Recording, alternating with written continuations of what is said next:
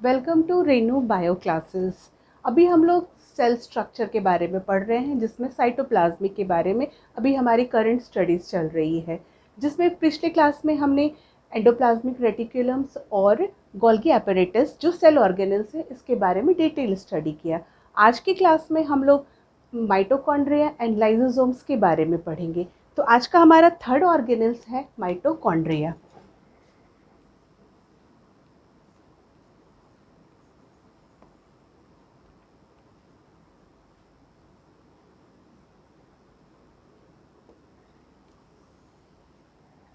ठीक है, what is mitochondria?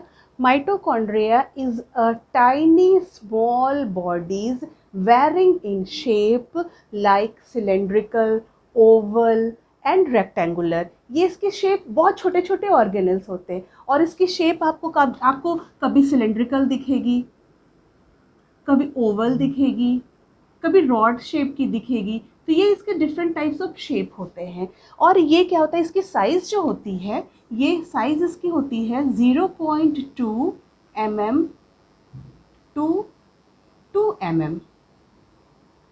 0.2 mm to 2 mm इसकी साइज़ होती है। मीन्स 0.2 मिलीमीटर से लेके 2 मिलीमीटर तक इसकी साइज़ होती है। और ये डबल मेम्ब्रेनस होता है, इसके 2 मेम्ब्रेन होते हैं। आउटर मेम्ब्रेन जो होता है वो पोरस होता है और इनर मेम्ब्रेन जो होता है वो फोल्डेड होता है। तो चलिए हम लोग इसके स्ट्रक्चर को देखते हैं।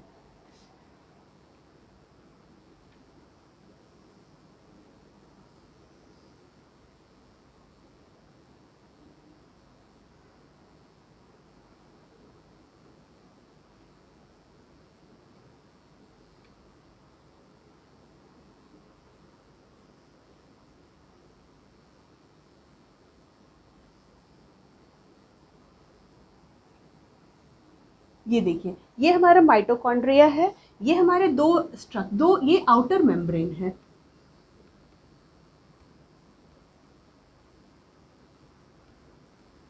और ये पोरस होता है। ये हमारा इनर मेम्ब्रेन है।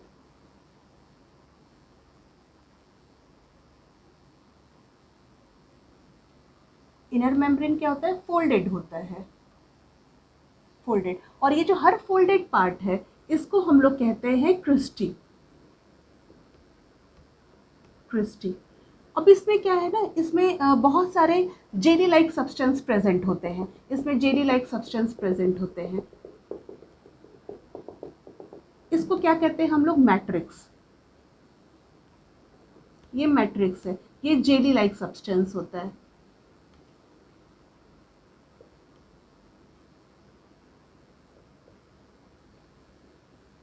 इसमें राइबोसोम्स प्रेजेंट होगा।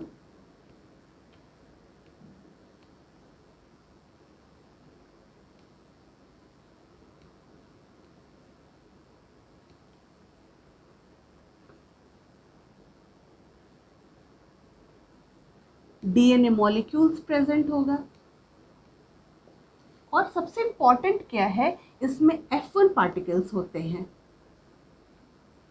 स्मॉल डॉट्स लाइक स्ट्रक्चर होते हैं जिसको हम लोग F1 पार्टिकल्स कहते हैं।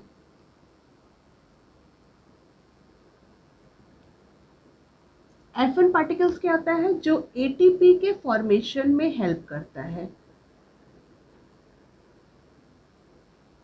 एटीपी के फॉर्मेशन में हेल्प करता है। तो ये हमारा एक डायग्राम है माइटोकॉन्ड्रिया का।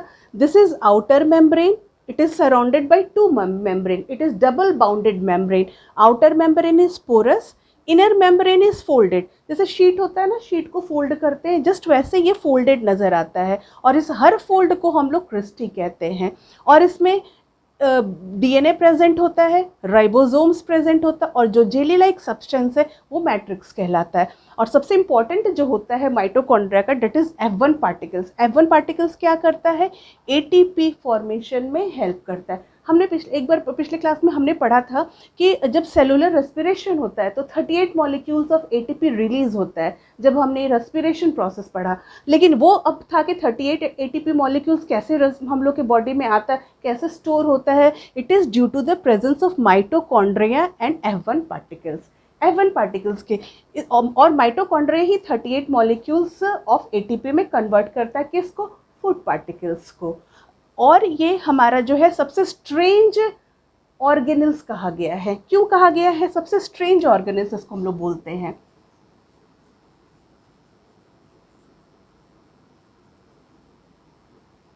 स्ट्रेंज ऑर्गेनल्स बोलते हैं।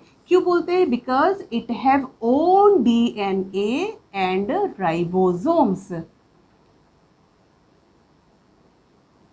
इसका खुद का डीएनए और राइबोसोम है, और डीएनए है तो ये खुद से रेप्लिकेट करेगा, राइबोसोम है तो खुद से प्रोटीन सिंथेसिस करेगा, इसलिए इसको स्ट्रेंज ऑर्गेनल्स कहा गया है। और सबसे इंपॉर्टेंट क्या है, it is the largest cellular organelles in animal cell.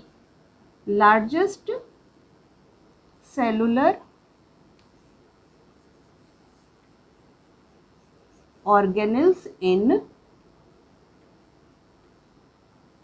Animal cell. ये सबसे एनिमल सेल का सबसे लार्जेस्ट सेल प्रेजेंट होता है और जिसको हम लोग, क्योंकि ये सबसे ज़्यादा काम यही करता है, एनर्जी को स्टोर करता है, एनर्जी को कन्वर्ट करता है, फूड को कन्वर्ट करेगा एनर्जी में। तो ये हमारा माइटोकॉन्ड्रिया का स्ट्रक्चर हो गया। अब इसके फंक्शन क्या है,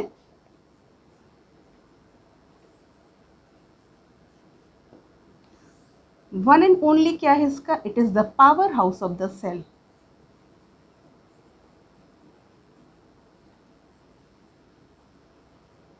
power house of the cell means ये पावर प्रोवाइड करता है। पावर ये नहीं कि इलेक्ट्रिसिटी प्रोवाइड करेगा, यहाँ पे कंफ्यूजन नहीं हो रहा है कि पावर है तो इलेक्ट्रिसिटी सप्लाई कर रहा है बॉडी को, नहीं, पावर मीन्स ये एनर्जी सप्लाई कर रहा है बॉडी को। जो भी हम लोग खाना खा रहे हैं, जो भी हम लोग फूड ले रहे हैं, उसको ये ब्रेक करता है एनर्जी में in the form of ATP, इसलिए इसको power house of the cell कहता है। Means mitochondria utilizes the food from the cellular organelles in the form of energy, that is ATP।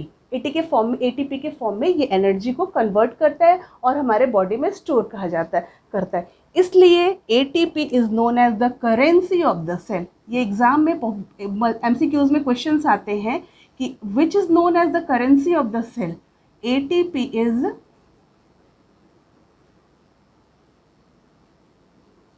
known as the currency of the cell।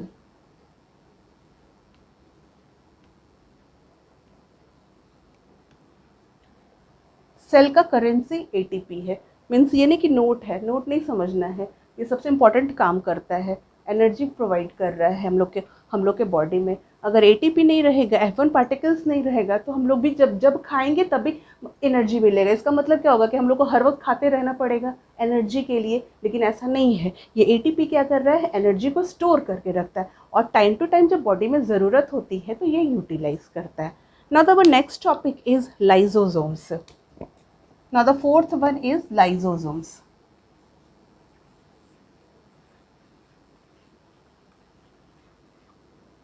What is lysosomes? Lysosome is the tiny sac-like small body evenly distributed in cytoplasm। Means अगर ये cytoplasm में है, ये हमारा reason हो गया cytoplasm में, इसमें स्मॉल sac-like स्मॉल बॉडीज होगा, ये हमारा लाइसोसोम्स होंगे। ये हमारा प्लाज्मा मेम्ब्रेन और ये हमारा न्यूक्लियर एनवेलप। तो साइटोप्लाज्म में लाइसोसोम्स इवनली डिस्ट्रीब्यूटेड होते हैं all over the parts, all over cytoplasm में। ये क्या काम करता है, it is single bounded. Lysosomes जैसे ये हमारा माइटोकॉन्ड्रिया था, ये डबल बाउंडेड मेम्ब्रेन था। लाइसोसोम्स जो है वो जस्ट आपको इस तरह से नजर आएगा, स्मॉल सैक लाइक स्ट्रक्चर, ये इसी तरह का नजर आएगा। और ये सिंगल मेम्ब्रेन होता है। सिंगल मेम्ब्रेन मतलब इसका दो मेम्ब्रेन नहीं है, सिर्फ एक ही मेम्ब्रेन इसका होता है। और डेट कंटेन्स इंपॉर्टेंट एंजाइम्स। अब ये एंजाइम्स कंटेन करता है, पावरफुल एंजाइम्स कंटेन करता है। अब एक वर्ड आ रहा है enzyme.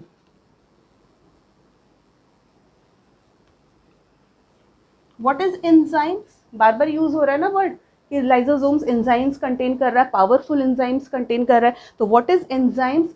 Enzymes are the protein that acts as a biological catalyst। फिर यहाँ एक वर्ड आ रहा है catalyst.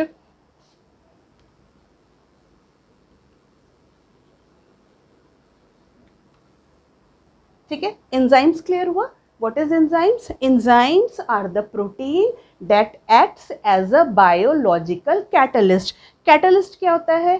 These are the proteins that speed up the chemical reaction, that speed up the reactions, but they have not participated. उसका कोई role नहीं होता है, लेकिन reactions को speed up करेगा, फास्ट करता है. तो ये एंजाइम्स जो होता है, लाइसोसोम्स क्या करता है, वो बहुत सारे उसके फंक्शंस अभी पढ़ते हैं हम लोग. बस आप समझिए कि लाइसोसोम्स में बहुत सारे पावरफुल एंजाइम्स होते हैं, पावरफुल एंजाइम्स होते हैं जिसके कारण वो डाइजेस्टिंग, किसी भी सेल को डाइजेस्ट कर लेगा, किसी भी सेल को ब्रेक करने में हेल्प करता है.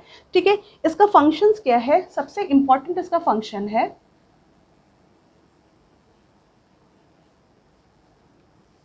फंक्शन में फर्स्ट है, it is the digestive bag. इसको डाइजेस्टिव बैग कहते हैं. क्यों कहते हैं इसको डाइजेस्टिव बैग?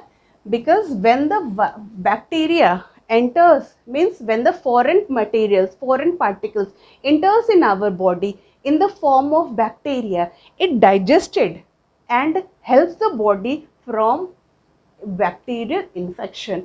ये बाहर से बॉडी जो हमारे जो फॉरेन पार्टिकल्स है, मीन्स जो बैक्टीरिया है, ये हमारे बॉडी में जब एंटर करता है तो उसको वो खा जाएगा और हमारे बॉडी को बैक्टीरियल फ्री बनाता है, बैक्टीरियल इन्फेक्शन से हमें प्रोटेक्ट करता है. ठीक है. नाउ द सेकंड इज, इसको गार्बेज डिस्पोजल कहते हैं. Garbage disposal system. क्यों कहते हैं इसको गार्बेज डिस्पोजल सिस्टम?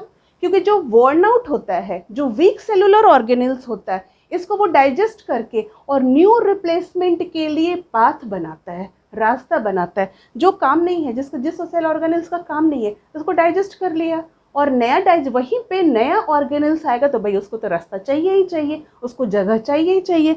तो फिर ये क्या करता है? गार्बेज डिस्पोजल सिस्टम का काम करता है. मीन्स जो वर्न आउट और जो वीक सेलुलर ऑर्गेनेल्स है उसको इनगल्फ कर लेगा, उसको डाइजेस्ट कर देगा और वे बनाता है न्यू रिप्लेसमेंट के लिए. Now the third is very important, it is known as suicidal bag.